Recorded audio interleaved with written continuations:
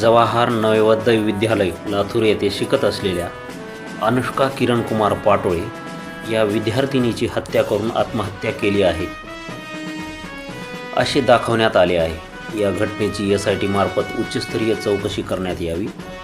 ही केस fast track कोर्टात चालवून त्या विद्यालयातील हे नीच कृत्य